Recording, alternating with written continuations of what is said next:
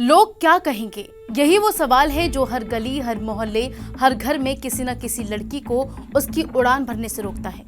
यही सवाल कभी उनके कपड़ों पर, कभी उनके करियर पर, कभी उनके रिश्तों पर पहरा लगाता है।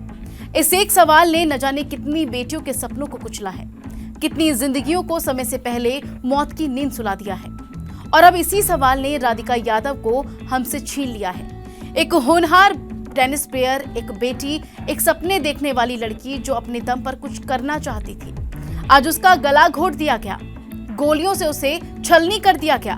कसूर सिर्फ इतना था कि उसने उन 4 लोगों की बातों को तवज्जो नहीं दी, जिसकी कीमत उसे अपनी जान देकर गंवानी पड़ी। एक होनहार बेटी जो पिता की उंगलियां पकड़कर बड़ी हुई। हम बेटियां अपने पिता की छत्रछाया में सुरक्षित महसूस करती हैं, लेकिन अगर वही पिता काल बन जाए तो क्या हो?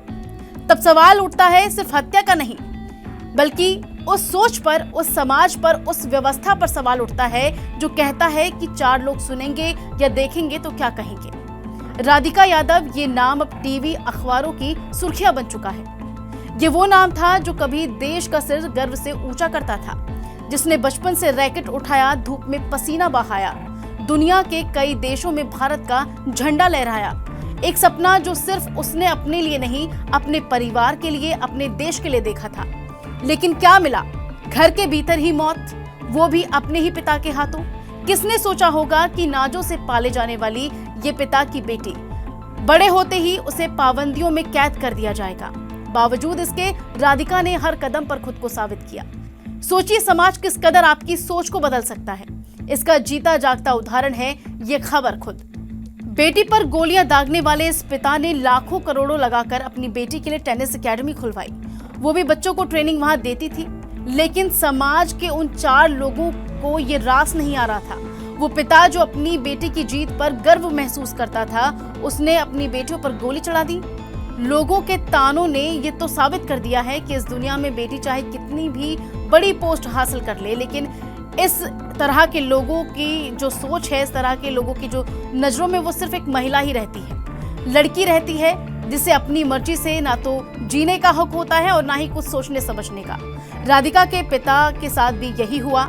राधिका की मेहनत रंग लाई थी, लेकिन जो लोग हैं उनकी राय, उनकी सोच, उनके तानों ने इसके पिता की सोच को बदल दिया।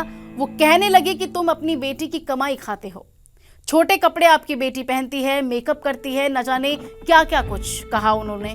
राधिका के फोटोशूट, उसके वीडियो, उसके सपनों पर उंगलियां उठाई गईं। जिन हाथों को थामकर राधिका ने उड़ान भरना सीखा था, उन्हीं हाथों ने उसकी उड़ान की डोर को काट दिया। राधिका के पास ख्वाब थे, हौसले थे, पर घर पर हवा घुटन भरी थी।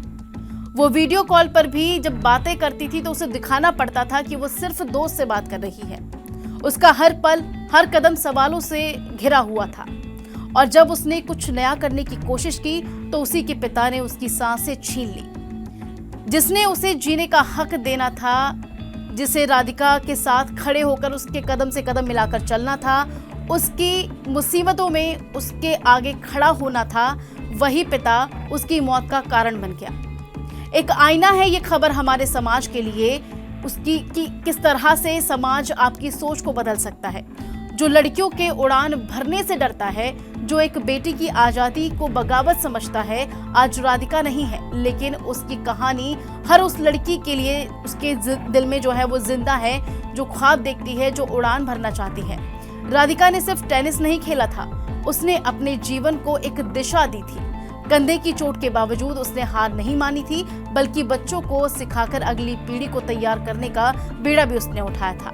लेकिन उसका सबसे बड़ा अपराध शायद यही था कि वो अपने पैरों पर खड़ी थी। हम एक ऐसे समाज में जी रहे हैं जहां एक बेटी के उड़ान भरने से ज्यादा चिंता होती है समाज को। उसके पंख देखकर मोहल्ले की सोच बदल जाती है। घर के परिवार, जो हमारे परिजन हैं, वो बदल जाते हैं। वो कहते हैं मोहल्ला देखेगा तो क्या सोचेगा। जहां बेटियों की उपलब्धि से ज्यादा अहमियत पड़ोसियों की राय को दी जाती है, सोचिए वो कैसा समाज है। हमारी इस खबर पर आपकी क्या राय है, हमें कमेंट करके जरूर बताएं कि राधिका के साथ जो हुआ वो गलत था या सही। क्या सच में हम ऐसे समाज में जीने के लिए मजबूर हैं जहां बेटियों को सिर्फ अपने कंधों का बोझ समझा जाता है, जहां बेटियां अपने पैरों पर खड़ा होकर कुछ करने की कोशिश करती हैं तो उनके उन पंखों को काट दिया जाता है।